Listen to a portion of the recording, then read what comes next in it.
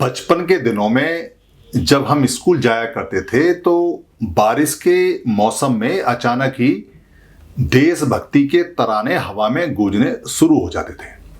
कुछ फिक्स, कुछ रटे रटाए, कुछ जो हमेशा चलते थे वही गाने जो कानों में आदत के अनुसार आते रहते थे और हमें पता चल जाता था कि अब हमें कुछ बूंदी या एक आध लड्डू और एक छुट्टी मिलने वाली है।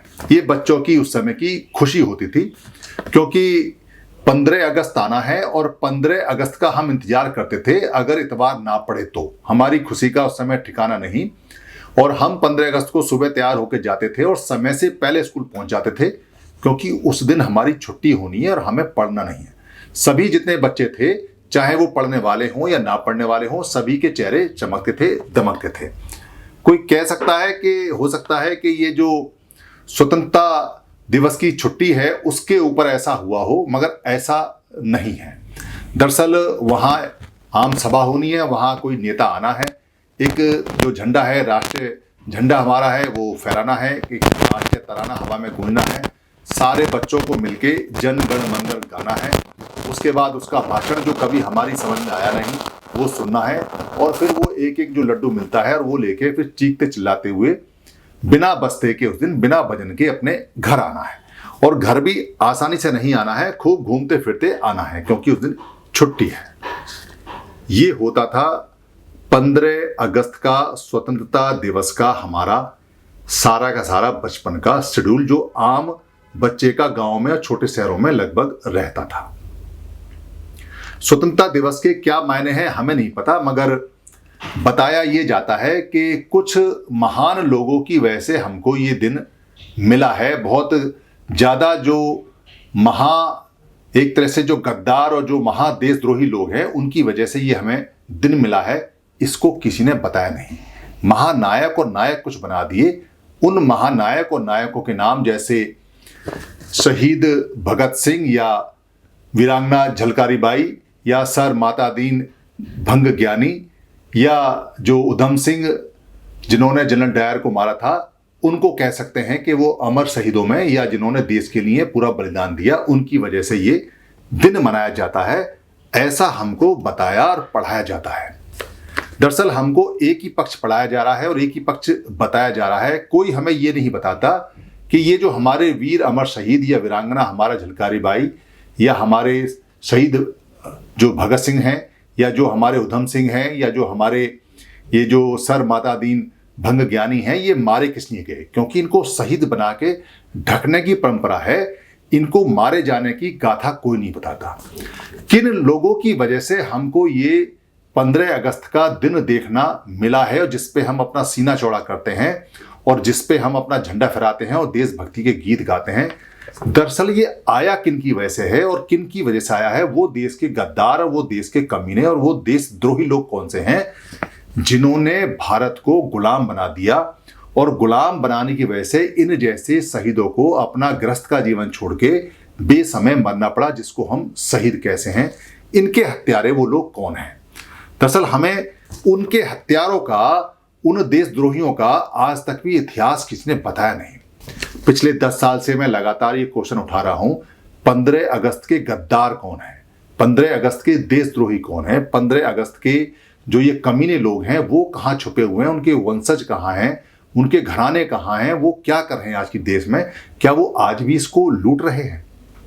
अगर आप बुद्ध के समय, बुद्ध से पहले के समय या बुद्ध के बाद में समय जाएंगे तो बुद्ध के पहले में जो मातंग राजा होते थे वो एक युद्धारे थे, जंगल में रहते थे। धम्मपद ऐसा बताता है गाथा के अंदर। बुद्ध के समय आपने देखा है बुद्ध ने कितनी कितनी बुराइयों के लिए लोगों से लड़े हैं, मरे हैं, और कितने लोगों ने उन पर हमला करने की कोशिश की है। और बुद्ध के बाद जो सम्राट अशोक जो आए हैं, क्योंकि जो शिशु नाग वंश आए हैं या जो मौर्य वंश हैं या जितने भी वंश आए हुए हैं बाद के समय, उनमें जो मौर्य वंश के शासक रहे हैं अशोक, और उनके सबसे बाद के जो शासक रहे हैं जिनको महान रथ बोलते हैं, पाली में महान रथ और वैसे उसको बृहद रथ बोलते हैं। बृहद का मतलब महान होता है, जैसे अशोक का महान भारत तो इसको बृहद भारत भी बोल सकते हैं। पाली के हिसाब से ये महाभारत है और संस्कृत भाषा के हिसाब से ये बृहद भारत है, तो आप इसको आम भाषा में महाभारत बोलिए। अशोक के महाभारत के समय में राज बहुत बढ़िया चल रहा था, सारी चीज़ें बहुत बढ़िया थीं और इसकी जो बाउंड्री हैं वो बहुत दूर दूर तक जा चुकी थी। ईरान तक भी राज था और इधर थाईलैंड तक भी राज पहुंच गया था।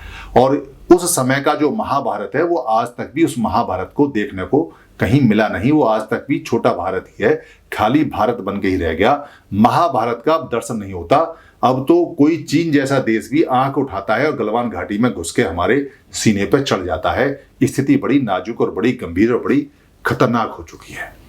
तो ये जो महान भारत के जो नायक थे सम्राट अशोक, जिन्होंने पूरे इसको बड़ा भारत और महान भारत बनाया, उसको भारत तक बनाने वाले, छोटा छोटा करने वाले वो देशद्रोही वो कौन से लोग हैं जिन्होंने कब्जा किया बृहदत्त के ऊपर, यानी जो महारथ थे राजा, उनको मारा और फिर इस देश को, महाभारत को अपने हाथों में लिया और महाभारत को संभाल नहीं पाए और महाभारत को धीरे धीरे करते करते भारत बना के छोड़ दिया।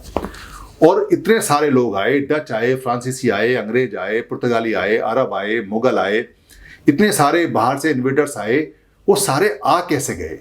वो लोग जिन्होंने शासन लिया, शासक लिया, वो लोग कौन थे और क्यों उन्होंने बाहर के लोगों को अलाउ किया? क्यों बाहर के लोगों को उन्होंने कुछ नहीं कहा और आज तक भी उन्होंने कुछ बताया नहीं? और क्यों उनकी बातें इतिहास में छुपाई गई? क्या राज लेने वाले लोग और बाहर से आने वाले लोग एक थे जो उनकी बात को छुपा बैठे, या वो इतने नालायक और निकम्मे लोग थे, या देशद्रोही थे, या वो व्यभिचारी लोग थे, या वो कमीने लोग थे जिन्होंने महाभारत का भारत बना दिया और एक बार भी कहीं लिखा नहीं, जिक्र नहीं किया? ये इतिहासकार कोई नहीं बताता कि वो समय कौन सा है जब सम्राट अशोक के पोते यानी जो बृहदत्त हैं, जो महारथ हैं, उनके बाद में शासन जिन लोगों ने लिया वो शासन को चला नहीं पाए। तो उनकी इनकम्पिटेंसी, उनकी नालायकी, उनकी देशद्रोही, उनके धोखेबाजी क्यों नहीं इतिहास के पन्नों में आई? वो इतिहासकार कहाँ चले गए? वो इतिहास कौन ढूंढेगा, कौन बताएगा उस इतिहास को कि भारत के 15 अगस्त के जो देशद्रोही हैं, भारत के जो 15 अगस्त के देश को गुलाम बनाने वाले जो महागद्दार लोग हैं, वो लोग कौन हैं और वो भारत में कहाँ छुपे बैठे हैं? ये इसलिए बहुत ज़रूरी है क्योंकि 15 अगस्त की जो खुशी मना रहे हैं, हमें इस खुशी में बनाने में कोई मज़ा नहीं है। हम इस खुशी को नहीं मनाना चाहते और हम दोबारा से ऐसी कोई बात नहीं करना चाहते, क्योंकि ईस्ट इंडिया जैसी कंपनी जब देश में आती है और पूरे देश पर राज करती है, तो अब इतनी सारी जो कंपनी आ चुकी हैं, ये कैसे राज कर रही हैं? ये कैसे हमारे पैसे को दनादन दनादन दनादन अपने पास लेके जा रही हैं? अब ये हथियारों से नहीं लड़ रही हैं, अब ये हमारा मेहनत को, हमारे पैसे को अपने देशों में ले जा रही हैं और कोई रोकने वाला है नहीं। तब एक ईस्ट इंडिया कंपनी थी, अब इतनी सारी ईस्ट इंडिया कंपनी आ गई हैं जिन्होंने पूरा देश ही लगभग तहस नहस कर दिया और ख़त्म कर दिया है। तो उनको ढूंढना बहुत ज़रूरी है, उस इतिहास से सबक लेना ज़रूरी है, ताकि फिर हमारा कोई उधम सिंह या फिर हमारा कोई जो भगत सिंह या फिर हमारी कोई वीरांगना झलकारी बाई या फिर कोई हमारा सर माता दीन भंग ज्ञानी दोबारा से शहीद ना हो, सब अपना खुशी से और मंगल से रहें। इसलिए जब आप 15 अगस्त मनाएं तो इस बात को पूछें और इतिहासकारों से कहें कि वो काला अध्याय कहाँ हैं, वो ब्लैक हिस्ट्री कहाँ हैं जो नहीं बताई जाती, उसको बताओ कि इस देश को गुलाम और गद्दार किसने बनाया है। ये 15 अगस्त के जो शहीद हुए हैं नायक हमारे, उनसे ज़्यादा जरूरी है, ताकि फिर आगे लोग शहीद ना हो। धन्यवाद।